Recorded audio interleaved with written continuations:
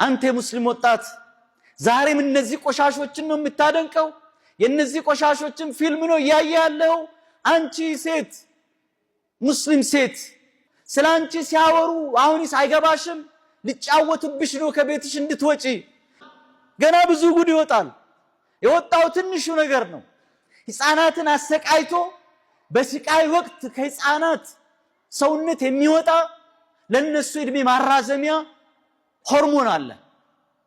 እዚህ ደረጃ እንዲህ አይነት ግፍ ስንት ህፃናት ናቸው ዓለም ላይ የሚጠፉት? ከ1 ሚሊዮን ህፃን በላይ በአመት ይጠፋሉ። የት እንደደረሱ አይታወቁም። የነዚህ መረብ አካላት ናቸው የሚያደርጉት። ዛሬ ልጆቻችን ዛሬም የምዕራቡ ዓለምን ፊልም ነው የሚያዩት የሚያደንቁት።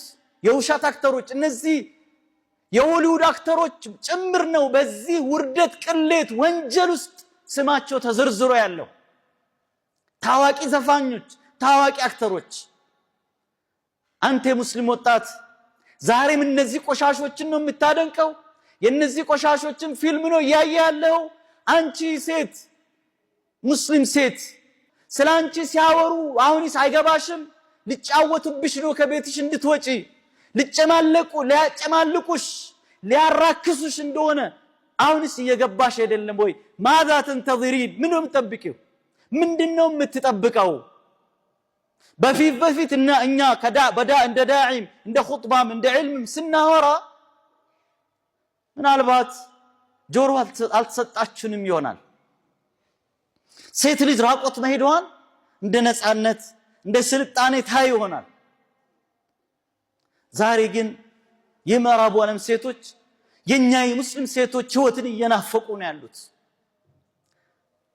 በክብር ቤታቸው ተቀምጦ እናትነታቸውን ማጣጣምን ነው እየናፈቁ ያሉት። እውነት እንዳልሆነ ጊዜው ካለፈ በኋላ ነው እየገባቸው ያለው። ከቤት ገፍቶ አስወጥቷቸው ሜዳ ላይ የማንን መጫወቻ ሊያደርጓቸው እንደሆነ ሲገባቸው ጣታቸውን እየበሉ ነው ያሉት።